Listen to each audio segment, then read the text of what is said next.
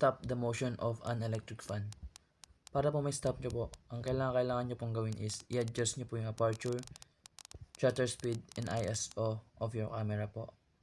Ang unang-una nyo pong kailangan i-adjust is yung pong shutter speed po na nagko-control po ng amount of light and specific amount of time. Para po may stop nyo po yung motion, kailangan nyo pong itaas po yung shutter speed nyo, which is para mag-freeze po yung motion. Ang problema nga lang po, pag tinaas nyo po, didilim po siya, di ba? Dumilim na po. Para po lumiwanag po, kailangan nyo pong adjust po yung aperture lens po at saka yung pong ISO sensitivity sa pinaka mababa po para po mag-bright or mag-clear po yung pong field of view nyo po. Kasi pag tinaasan nyo po kasi yung shutter speed niya po, magdidilim po siya. Ano po? Na-adjust ko na po sa pinakamababa yung pong aperture lens po tsaka ISO sensitivity para po makita po yung pong motion. Ano po, nag-i-slow mo na po siya.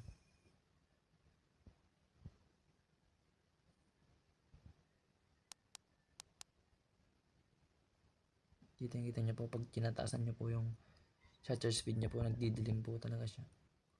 Which is, ang maganda po, nag-i-slow mo po yung motion ng electric fan or nag-freeze po.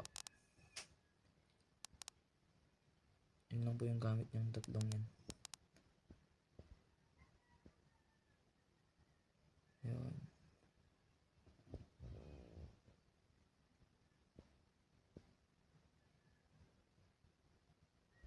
Yung speed, shutter speed niya po is 1 to 4,000. Tsaka yung pong ISO niya po 6,400 po.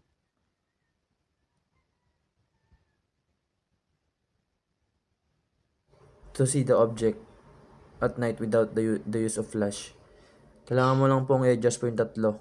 Yung aperture lens, shutter speed, tsaka ISO sensitivity. Yung pinaka main po talaga na kailangan mong i-adjust is yung pong shutter speed. Kasi yun po yung nagko-control ng amount of light. Kailangan mo pong ipunta po siya sa slow po, pinakamababa. Para po yung image po mag-brighter po. But the problem is, magiging blurry po siya. Doon na po papasok yung i-adjust mo na po yung aperture lens po. Aperture. Sa pinakamababa rin po, para po mag-sharp focus.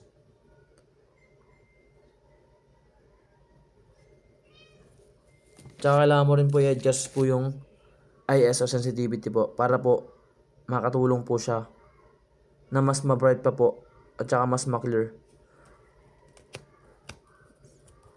Kasi po yung pong ISO sensitivity ay shutter speed po, nakaka-blur po kasi yun pag mabagal.